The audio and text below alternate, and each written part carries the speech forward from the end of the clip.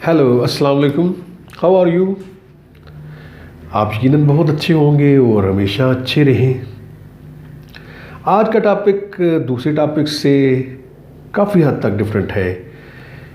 ये हमारे अपने से मुतल्लिका है, लायर्स से रिलेटेड है कि हम क्या करते हैं, हमारे इलेक्शन किस तरह होते हैं, कितना पैसा खर्च किया जाता है और फिर वो पैसा पूरा किस तरह किया जाता है।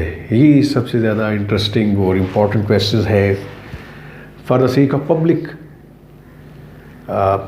Let's start the original topic of today. आजकल पंजाब बार काउंसिल्स के इलेक्शन हो रहे हैं। 28 तारीख को पंजाब बार काउंसिल्स के और दूसरे प्रोविंसेस के भी इलेक्शन हो रहे हैं। जैसा कि आपको पता होगा कि हर प्रोविंस के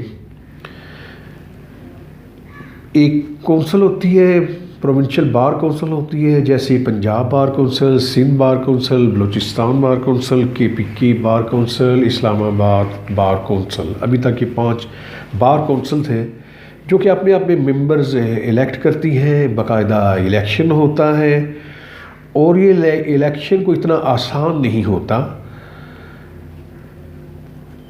इसके वोटर मेंबर्स की तादाद बहुत ज़्यादा होती है और डिविजनल लेवल पे वोट्स पोल होते हैं। लेट्स सपोज पिंडी डिवीज़न की मिसाल ले लें कि पिंडी डिवीज़न की जो तहसील्स हैं अटक, चकवाल और जेलम, कोई भी कैंडिडेट, 5 कैंडिडेट्स तो चले पिंडी के हो गए पंजाब बार कौंसिल के लिए और one each for other districts, Chakwal, अटक और जेलम। इसमें जो इंटरेस्टिंग एस्पेक्ट है कि वोट आपको पूरे डिवीज़न में लेने पड़ते हैं। अगर कोई बंदा चकवाल से इलेक्शन कंटेस्ट कर रहा है पंजाब बार कौंसिल के लिए तो उसे अटक, रावलपिंडी, जेलम और इसी तरह इनकी तहसीलों में भी जाना पड़ेगा, वहाँ से भी वोट लेने पड़ेंगे। तो एक बड़ा लेंथी, बड़ा टाइम कंज्यूमिंग ये एक प्रोसेस है जिसमें बड़े पैसे लगते हैं। इलेक्शन लड़ना आसान नहीं है। तो जितने भी पैसे लगाए जाते हैं इलेक्शन पे, तो ये पूरे कैसे किए जाते हैं? क्यों कोई इतने ज़्यादा पैसे लगा रहा है? यकीनन बाद लोग अपनी प्रेस्टीज के लिए इलेक्शन लड़ते हैं कि मुझे बार कौंसिल का मेंबर बनना है, वहाँ जाके लायर्स की फलाह बहबूद के लिए काम करने हैं या और बाज़ मेंबर्स तो शुरू से ये टारगेट लेके इलेक्शन लड़ते हैं कि इलेक्शन लड़ूंगा, जीतूंगा। तो फिर पाकिस्तान बार कौंसिल को वोट देनी होती है जितने भी प्रोविंशियल बार कौंसिल्स होते हैं। पंजाब बार कौंसिल्स के लेट्स सपोज 75 मेंबर्स हैं थ्रू आउट पंजाब और इन्होंने 11 मेंबर्स इलेक्ट करने हैं पाकिस्तान बार काउंसिल्स के और 11 बाकी 4 बारों ने, 4 प्रोविंसेस ने और फेडरल के 3 प्रोविंसेस और इस्लामाबाद। तो 11 जो पंजाब ने इलेक्ट करने हैं 75 वोटर्स ने, तो ये इनमें से जैसा कि मैं पहले भी कह चुका हूँ कि चले बहुत से लोग हैं जो कि अपनी प्रेस्टीज के लिए लड़ते हैं, पैसा लगाते हैं। पैसा ज़ाहिर है वो एस्टेब्लिश लायर हैं, अगर वो 1-2 करोड़ रुपया एक्सपेंसेस करते हैं इलेक्शन पे तो उनके लिए कोई ऐसा मसला नहीं है, वो इजीली कर सकते हैं। लेकिन बाद लोग एक गैम्बल खेलते हैं कि अगर इलेक्शन जीत गए, अगर उन्होंने 30 लाख से 2 करोड़ रुपए तक इलेक्शन पे ख़र्चा किया है तो वो उसे रिकवर कर लेंगे जब वो पाकिस्तान बार काउंसिल के इलेक्टोरल कॉलेज के लिए वोट देंगे, जो कि 11 मेंबर्स होंगे पंजाब से। तो वहाँ पे वोट किस तरह बेची जाती है? ज़ाहिर है जो बंदा 30 लाख से 1 करोड़ रुपए तक, 2 करोड़ रुपए तक पैसा खर्च करेगा तो वो कितने में वोट बेचेगा। और नादरीन सामीन, ये एक ऐसी प्रैक्टिस है, जो ऐसी करप्शन है, ऐसी डिसऑनेस्टी है जो कि इस तरह प्रैक्टिस की जा रही है जैसे कि ये लॉ हो और उसे प्रैक्टिस करना बड़ा ज़रूरी हो। पंजाब बार काउंसिल के इलेक्शन के बाद पाकिस्तान बार काउंसिल के इलेक्शन होंगे। वो 11 मेंबर्स इलेक्ट किए जाएंगे जो कि इलेक्टर कॉलेज होगा। वो किन्हें इलेक्ट करेंगे? पाकिस्तान बार काउंसिल के चेयरमैन, एग्जीक्यूटिव कमेटी CEC और वाइस चेयरमैन। तो जो ये दोनों पोस्ट हैं, ये दोनों जाहिर है अपनी कन्वेंसिंग करेंगे और मोस्ट प्रॉब्ली बल्कि लाजमन वोट परचेज़ की जाती है हर डिवीजन लेवल पे। तो यहाँ होता ये है कि मैं ये पिंडी की मिसाल ही सामने रखूँगा कि 8 सीटें हैं पिंडी डिवीज़न की। तो ये इनमें से 8 के 8 मेंबर्स पंजाब बार कौंसिल जो इलेक्ट होंगे, ये सारे ज़रूरी नहीं है कि सारे पाकिस्तान बार कौंसिल के इलेक्शन में वोट सेल करें। बाद लोग ऐसे हैं जो कि अपनी ग्रुपिंग की वजह से वोट देते हैं, अपने सियासी ग्रुपों के रेफरेंस से वोट देते हैं, या उनकी कोई भी ऐसी कंसिडरेशन होती है। लेकिन मोस्ट ऑफ देम जो उनमें है वो वोट सेल करते हैं। तो इन 8 में से जो वोट अब सेल करना चाहेंगे, ये एक कार्टेल सा बना लेंगे, किसी एक को लीडर मुकर्रर करेंगे जो कि तमाम मामला, जो तमाम सौदा तय करेगा पाकिस्तान बार कौंसिल के मेंबर्स के हद तक कि जिस मेंबर्स को उसने इलेक्ट करना है उसको वोट देने के लिए कितने पैसे लिए जाएंगे। तो ये स्टार्ट होता है। तो ये अब ज़रा जिगर थाम के बैठे कि 2 करोड़ इसकी स्टार्टिंग प्राइस है। 2 करोड़ से ये 6 करोड़ रुपए तक वोट सेल की जाती है पंजाब बार कौंसिल की। तो आप देखें कि अगर ये 8 बंदे पिंडी डिवीज़न के इकट्ठे होते हैं, चले इनमें से जो इसको पसंद नहीं करते कि मैं वोट बेचूं, चले उसे ज़रा सब्ट्रैक्ट करते हैं, माइनस करते हैं, चले 7 रह गए, 6 रह गए, 5 ये इकट्ठे हो जाएंगे। तो ये इन ब्लॉक ही अपनी वोट का सौदा करेंगे। और जो दूसरी तरफ से ग्रुप है वो ज़ाहिर है 11 मेंबर्स हैं, तो उनका होगा कि ज़्यादातर मेंबर्स उनके इलेक्ट हों, सो दैट कि अगर उनके उस ग्रुप के ज़्यादा मेंबर्स होंगे तो उनका अपना सी भी इलेक्ट होगा। तो ये एक कलेक्टिव सी ये बारगेनिंग करते हैं। तो ये जो निकाल दे, जो नहीं देना चाहते, जो पैसों से जो सेल नहीं करना चाहते, तो ये वोट 2 करोड़ से लेके 6 करोड़। 6 करोड़ क्यों? यानी एक प्रायोरिटी वोट होती है कि अभी सिर्फ एक कैंडिडेट को आप वोट दें। तो 75 मेंबर्स हैं, 11 को इलेक्ट करना है, तो एक मेंबर इलेक्ट होने के लिए 7 वोट्स काफ़ी हैं, 7 वोट्स एटलीस्ट चाहिए। तो यही टारगेट रखा जाता है। इसी तरह एक प्लान किया जाता है कि किस तरह वोट परचेज़ करने हैं और कौन किस को वोट डालेगा, सो दैट कि एक फिगर, एक नंबर पूरा हो सके कि पहला जो टॉप प्रायोरिटी है वो 7 वोट ले ले, फिर उसके नीचे जो है वो इसी तरह कम या ज़्यादा वोट लेके सारे उनके मेंबर्स इलेक्ट हो जाए। तो ये ऐसी प्रैक्टिस है जिसे कंडेम करना चाहिए। इसका ऐसा तरीकाकार होना चाहिए। एक तो सिंपल सा नज़र आता है कि ये मेंबर्स इलेक्ट करके आगे भेजे जाते हैं जो कि आगे सेल करते हैं। क्यों ना कि इसे जो वोटर इलेक्ट करते हैं पंजाब बार कौंसिल्स को, वही पाकिस्तान बार कौंसिल्स को भी करें। लेकिन ऐसा नहीं है, ऐसा कानून नहीं है। जो तरीकाकार है वो यही है। तो मैं कुछ पिछले सालों की मिसालें आपको कोट करूंगा कि कितने में किसने जो बातें सुनने में आती हैं, और ये बड़ी ऑथेंटिक बातें होती हैं कि जी फलां ने प्लाट गिफ्ट किया, बैंक बैलेंस चेक कितने का दिया, और लेट्स सपोज एक मेंबर्स हैं उनके मतलब ये कहा जाता है कि उन्होंने 65 लाख तो एक लिया, एक प्लाट लिया। और बाद ऐसे मेंबर्स हैं जो कि बड़ी खामोशी से कार्रवाई डालते हैं, शायद वो इंडिपेंडेंटली करते हैं, पोज करते भी होंगे कि मैंने तो कोई अपना वोट सेल नहीं किया।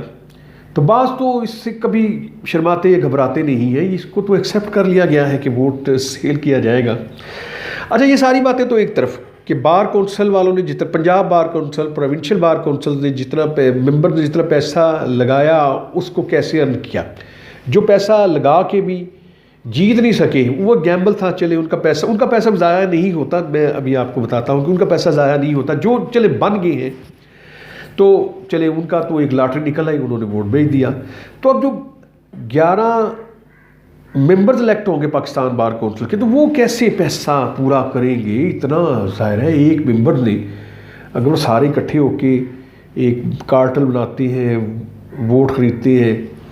एक मेंबर्स अगर 10 करोड़ से 5 करोड़ से लेके, यानी ज़ाहिर सब इकट्ठे खरीदेंगे, 5 करोड़ से 20 करोड़ रुपए तक खर्च करता है, तो वो कैसे पूरे करता है? वो इस तरह के 11 मेंबर्स इलेक्ट करते हैं चेयरमैन एग्जीक्यूटिव कमेटी को, और चेयरमैन एग्जीक्यूटिव कमेटी इतना पावरफुल होता है, अगरचे उसकी ड्यूरेशन 1 साल होती है, सारे प्रोविंसेस में रोटेट करती जाती है, कि अगर मसलन इस साल तो पंजाब की सीट थी, पंजाब के हैं तो चेयरमैन एग्जीक्यूटिव हैं, तो अब ज़ाहिर रोटेट करेगी, दूसरे प्रोविंसेस की तरफ ये सीट जाएगी। तो वो इतना पावरफुल होता है कि अगर वो गवर्नमेंट के हक़ में, फेवर में या डिसफेवर में कोई स्टेटमेंट दे दे तो वो भी कैश होती है। फिर वो कोई ऐसा केस उसे मिलता है जो कि करोड़ों रुपए फीस होती है, क्योंकि उसकी फेस वैल्यू बड़ी ज़्यादा होती है, वो पेश होता है सुप्रीम कोर्ट में, तो वो डिक्टेट करता है कि ये डिसीजन आपने देना है जजेस, और जजेस देते हैं और इन्हें फ़ीसें मिलती हैं। फ़ीसें, अब इतनी ज़्यादा फ़ीसें देने वाले क्लाइंट्स कौन से हैं? जितने भी केसेस नैब के होते हैं, आपने देखा होगा कि प्रोमिनेंट लाइट के साथ साथ ये जो चीफ़ एग्जीक्यूटिव सुप्रीम कोर्ट या chief executive Punjab bar council या प्रोविंशियल बार कौंसिल, इन्हें भी इंगेज किया जाता है। तो ज़ाहिर मुँह मांगी फ़ीसें ये लेते हैं, तो इस तरह इनका सारा 1 साल में सारी रिकवरी कर लेते हैं। अच्छा, फिर दूसरी चीज़, जो बार फंड्स हैं, पाकिस्तान बार कौंसिल के फंड्स हैं, प्रोविंशियल बार कौंसिल के फंड्स हैं, पंजाब बार कौंसिल, तो ये TADA के डालते हैं एक ज़बरदस्ती के, वो भी तकरीबन वो कितने बनते हैं साल के, या इनका जो टेन्योर है 5 साल का, वो करोड़ों में बनते हैं। बाद लोग नहीं लेते, वो बिल्कुल TADA के कोई चार्जेस, कोई TADA नहीं लेते, लेकिन बाज़ का बाकायदा रिकॉर्ड है, वो 3-3 करोड़ रुपए तक ये बात जाती है। तो ये इस तरह पैसे पूरे करते हैं, फिर ये केसेस बुक करके करते हैं। तो मेरा ये एक तो चले आपको फैक्ट्स बताने थे, दूसरा ये था कि आखिर हम किस तरफ जा रहे हैं। हम क्रिटिसाइज़ करते हैं कि सेनेट के इलेक्शन रिगिंग होती है, बाकी सेनेट के इलेक्शन का तो जितने भी हैं वो तो पैसा लगाए बगैर बंदा कोई नहीं बन सकता। जो लास्ट इलेक्शन हुए थे उसमें 20 मेंबर से PTI के, जिनको PTI ने बाकायदा नोटिस जारी किया था कि उन्होंने पार्टी पॉलिसी के मुताबिक वोट नहीं दिए बल्कि अपने वोट सेल किए। तो सेनेट में तो पैसा लगा के वोट खरीदे जाते हैं, सीक्रेट बैलेट है तो उसमें सारा कुछ चलता है, सीधा हर एक को पता है कि लास्ट इलेक्शन में किस तरह वोट खरीदेंगे और किसने क्या क्या किया, और बल्कि उनके ख़िलाफ़ रेफरेंसेस भी फाइल हुए, ख़ास तौर पर PTI ने किए, जो कि बाद में उन्होंने वापस ले लिए या ज़्यादा नहीं किए कि उनको डिसमेंबर किया जाए। ज़ाहिर है उनके इलेक्टेड मेंबर्स थे, प्रोविंशियल सूबाई असम्बलियों के मेंबर्स थे जिन्होंने पैसे लिए थे। तो ये सारा है कि आखिर हम कहाँ जा रहे हैं। अगर हमारी इतनी क्वालिफाइड एजुकेटेड बॉडीज़ जो इस तरह की एक्टिविटीज़ करती हैं, और यही नहीं बल्कि एक बात बड़ी होगी कि आखिरकार ऐसा क्यों नहीं होता कि मैं नहीं कहता या बहुत से लोग कहते हैं कि मैं फ़लाँ केस या फ़लाँ वकील बड़े अच्छे तरीके से प्लीड करेगा, या आप कभी देखें सुप्रीम कोर्ट, हाई कोर्ट, कहीं भी किसी भी लेवल पे कि ये वकील तो बड़ा अच्छा केस प्लीड कर रहा है, लेकिन एक ऐसा वकील जिसकी फेस वैल्यू होगी, जिसका तल्लक, जो कि बार काउंसिल्स का मेंबर होगा, जो रिलीफ उसे मिलेगी दूसरे वकील को नहीं मिलेगी। तो यही चीज़ है जो कि कैश करते हैं। और ये इंटरेस्टिंग है कि जजेस उन्हें रिलीफ क्यों देते हैं। जजेस क्यों रिलीफ देते हैं कि जजेस को भी ये अंडर प्रेशर रखते हैं, अगर कोई जजेस ऐसी रिलीफ ना दे तो मैं कोर्ट करने की कोशिश करूँगा कि क्या हुआ, तो क्या किस मेंबर ने क्या स्टेटमेंट दी, तो किस तरह उसने किस जज को एक्सप्लॉइट किया, तो किस तरह उसने किस केस में क्या डिसीजन दिया। तो ये होता है कि इस तरह डिसीजन भी लिए जाते हैं। फिर इनकी अप्रोच इस हद तक होती है कि जजेस तो इनके इक्वल चलते हैं, कि जजेस की भी इतनी ज़रूरत नहीं है कि चेयरमैन एग्जीक्यूटिव, चाहे वो सूबाई बार कौंसिल का हो या पाकिस्तान बार कौंसिल का हो, वो सामने आए, वो चाहे मोबाइल से निकाल के अपने आर्गूमेंट्स पेश कर रहा हो कि उसकी जज की ज़रूरत हो कि उसे कहे कि ये ना करे या ये प्रोटोकॉल के ख़िलाफ़ है या डेकोरम के ख़िलाफ़ है। एनीवे, ये सारी चीज़ें पाकिस्तान में लाइव फोरम पे किस तरह चल रही है, ये सारी चीज़ें आपको शायद पब्लिक के सामने पहली मरतबा आई हो, लेकिन ये आनी चाहिए। हमें ऐसी चीज़ें जो कि हम कहते हैं कि जी हर चीज़ कानून के मुताबिक होनी चाहिए, अखलाकियात के मुताबिक होनी चाहिए, लेकिन हम खुद क्या करते हैं। अब मेरे लिए ये मुझे पता है कि जो बंदा इलेक्शन लड़ रहा है और कौन वोट बेचेगा नज़र आता है, उनका वैसे प्रीवियस करेक्टर भी नज़र आता है, तो वो पैसा लगा रहे हैं, ग्रुप पूरा पैसा लगा रहा है, ग्रुप भी पैसा लगाता है, वो खुद भी लगाता है। और जो भी इस वक्त इलेक्शन लड़ रहे हैं पाकिस्तान पंजाब बार कौंसिल का, तो वो सारा पैसा खुद नहीं खर्च कर रहे, उनके साथ मैं वैसे कह रहा हूँ, चले लायर्स के पास भी मेरी वीडियो पहुँचेगी, बड़े ही एक्टिव मेंबर्स दाएं बाएं होंगे और वो भी पैसा लगा रहे हैं, ये एक और बड़ा फ़नी सी चेन है कि उनकी ख्वाहिश ये है कि वो ज़ाहिर है डिस्ट्रिक्ट तहसील लेवल में प्रेसिडेंट का इलेक्शन लड़ना चाह रहे होंगे, डेफिनेटली लड़ेंगे। जब उनका मेंबर बन गया पंजाब बार कौंसिल का, तो ये तो बड़ा अपर हैंड होता है, वो तो इतना स्ट्रांग हो जाता है कि वो किसी कैंडिडेट को जितवाने में बड़ा इम्पॉर्टेंट रोल प्ले कर सकता है। और वाकई जो पंजाब बार कौंसिल का पाकिस्तान बार कौंसिल का मेंबर होता है, उसके लिए बड़े बाएं हाथ का खेल होता है कि प्रेसिडेंट ऑफ बार मुंतखब करवाना। तो ज़ाहिर है जितने लोग लगे हुए वो पैसा लगा रहे हैं, तो सबको ये डिस्ट्रीब्यूशन ऊपर से नीचे, नीचे से ऊपर होती जाएगी। ये एक बड़ा ही सांप सीढ़ी का खेल कहूँ या मैं एक एनीवे कोई भी मिसाल ले ले, तो ये सारी सिचुएशन थी। तो ये सारा आप देखें, legal practitioners and Pakistan bar council act 1973 apply करता है सूबाई बार काउंसिल्स पे भी और पाकिस्तान बार काउंसिल्स पर भी वो एक्ट अप्लाई करता है। तो उसमें सारे ये रूल्स प्रोसीजर दिया होता है कि इलेक्टोरल कॉलेज को कहाँ कौन होगा, कैसे मुंतखब किए जाएंगे, वोटर कौन होंगे, तो वो चल रहा है उसी तरह, लेकिन हमने उसे इस तरह डेवलप कर लिया है। ये तो आम सी बात है, आजकल लायर्स कैलकुलेट कर रहे होते हैं कि ये बनेगा, ये हैट्रिक करेगा, ये दूसरी दफ़ा बनेगा, तो लास्ट टाइम इसने बन के क्या गुल खिलाए थे, अब ये क्या गुल खिलाएगा, लेकिन पता भी हो लेकिन कि आगे जाके किसने क्या करनी है गेम, क्या सौदेबाजी करनी है, लेकिन उसके ग्रुप उसे वोट देंगे। अब ये है कि चले जिन्होंने इलेक्शन लड़ना है वो तो चले कर रहे हैं कि मुझे भी ये बेनिफिट होगा, तो बाकी आम वोटर्स को क्या है, आम वोटर ने चले किसी ना किसी तरफ तो वोट देनी है। तो मैं इस लेक्चर को एंड करने से पेशतर आपसे, जो कि मैं लास्ट में यही करता हूँ कि ऐसी वीडियोस जो कि आप ऐसे एस्पेक्ट जो कि आपके सामने कभी ना आए हों, मैं ऐसे ही एस्पेक्ट्स आपके सामने लेके आ रहा हूँ। अगरचे मैं नाम नहीं ले रहा, वरना नाम तो इसका कोई ऐसा सबूत नहीं है कि मैं किसी का नाम लूँ, किसने कितने का वोट बेचा, किसने कितने का ख़रीदा, लेकिन ये नेक्स्ट वीडियो में मैं आपको नाम भी ले दूँगा कि कौन इलेक्शन लड़ा, कब क्या किया, बल्कि ये कोशिश करूँगा वो प्रेसिडेंट्स भी दे दूँ कि किस कैंडिडेट ने, किस ओहदेदार ने, किसने क्या किया, कहाँ से कैसे बेनिफिट लिया।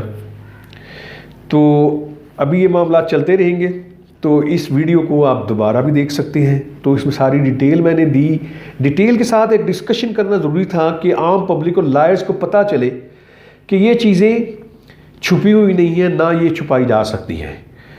क्या ऐसा नहीं हो सकता कि जितना पैसा लगाया जाता है यंग लायर्स की बेटरमेंट के लिए इस्तेमाल किया जाए? यंग लायर्स को कोई बेनिफिट नहीं है। जैसे मैंने कहा कि ये यंग लायर दूसरे जिनका दायरा, जिन्होंने प्रेसिडेंट बनना है, ना वो किसी सियासी ग्रुप से इस तरह है कि उन्होंने इलेक्शन लड़ना है, ना उन्होंने इस तरह अपना नाम इस्तेमाल करना है, अपना फेस इस्तेमाल करना है, लेकिन सारा बेनिफिट एक लेयर है ऊपर वाली, ये सारा वही उठाती है। ये मेंबर्स बनते हैं, वहाँ ये सारी गेम करते हैं, बड़ा फ़ायदा उठाते हैं, नीचे आम वोटर को कभी भी बेनिफिट नहीं मिला। आम यंग लायर्स के लिए कभी फलाह महमूद का इन्होंने, आप देखें किसी को लायर्स के, आता है कि पब्लिक को पता है कि लायर्स की क्या पोजीशन होती है। 5 साल तक इंडिया में चले उन्हें स्टाइपेंड मिलता है, सैलरी मिलती है, और दूसरे कंट्रीज़ में भी, लेकिन पाकिस्तान में ऐसा नहीं है। पाकिस्तान में तो उससे बड़ी स्ट्रगल करनी पड़ती है, उससे तो एक पेनी भी नहीं मिलती किसी गवर्नमेंट इदारों से या बार काउंसिल से, ना ही बार काउंसिल्स के अहदेदारों की कभी ये कोशिश रही है कि ऐसा बजट एलोकेट किया जाए, या जो लल्लो तल्लो टीए पे वो पैसा खुद खा जाते हैं, वो उसका बेनिफिट, वो पैसा यंग लायर्स तक पहुंचाया जाए, डिस्ट्रिक्ट तहसील लेवल तक वहाँ पहुंचाया जाए, लेकिन ऐसी कोई कंसिडरेशन नहीं है। अब देखें, ये आवाज़ तो मैंने उठा दी कि मकसद ये है कि इसको हमने ख़त्म करना है, इस ट्रेंड को। इस तरह का वोटिंग सिस्टम बिल्कुल काबिल कबूल नहीं है। और ये जिस तरह हो रहा है, बबांगे दोहल हो रहा है, ये इंतहाई शर्मनाक बात है, इसे ख़त्म होना चाहिए। और जितना भी बार काउंसिल्स के पास पैसा आता है, गवर्नमेंट की तरफ से ग्रांट भी आती है, उसके अलावा भी उनके बहुत हेड्स हैं, वो सारे नीचे तक पहुंचने चाहिए। इनकी हद तक तकसीम नहीं होनी चाहिए। सिर्फ एक लेयर है जो कि दूसरे लेयर्स को एक्सप्लॉइट करती है। तो इसी मैसेज के साथ हम इंशाअल्लाह ये उस तरफ, उस स्ट्रगल की तरफ जो हो रहा है, इसको चेंज करने के लिए ये एक पहला लेक्चर है। तो जो मेरे दूसरी वीडियोज़ आएंगी उसमें मज़ीद डिटेल होगी और उसको फोर्सफुली विगरसली टैकल करने की कोशिश की जाएगी कि इस ट्रेंड को ख़त्म करें। और वैसे भी हम एजुकेटेड, हाईली एजुकेटेड हैं, और इसमें कोई चाहे बैरिस्टर हो, चाहे वो फॉरेन क्वालिफाइड हो या यहाँ से पढ़ा हो, जब हम एक ऊपर जाते हैं लाइट तो उनका तर्ज अमल यही होता है। मैं अब क्या कहूँ कि कौन कौन सी शख्सियात पाकिस्तान बार कौंसिल की चीफ़ एग्जेक्टिव रही हैं, सारी मैं नहीं कहता कि वो इसी प्रोसेस से इसी तरह ख़रीद फरोख्त के ज़रिए बनी है, लेकिन ये 90% ये है कि इसी तरह होता है। अच्छा, एनीवे, अगर यकीनन आप मेरी वीडियोस लाइक कर रहे हैं क्योंकि ये बड़ी यूनिक होती हैं, इनमें ऐसी चीज़ें बयान की गई होती हैं जो कि आम तौर पे कहीं से नहीं मिलती, तो आप उसे अगर लाइक करें, अगर आपको पसंद आए तो लाइक करें और कमेंट्स भी दें और सब्सक्राइब भी कर दें, सो दैट कि इस तरह की वीडियोस आपके पास सबसे पहले पहुंच जाएंगी। फिर देखना चाहें या ना देखना चाहें, ये तो एक डिफरेंट मैटर है। और फिर इसे बाज़ वीडियोज़ ऐसी होती हैं, मैं उनमें थोड़ी सी रिक्वेस्ट करता हूँ कि इन्हें स्किप ना करें। थोड़ा सा अगर आप थोड़ा सा जानना चाहते हैं ऐसी चीज़ें, तो वो स्किप किए बगैर एंड तक देखें। वो ऐसी मालूमात है जो कि आप कहीं से नहीं मिलेंगी। तो बाकी ऐसी वीडियोज़ भी हैं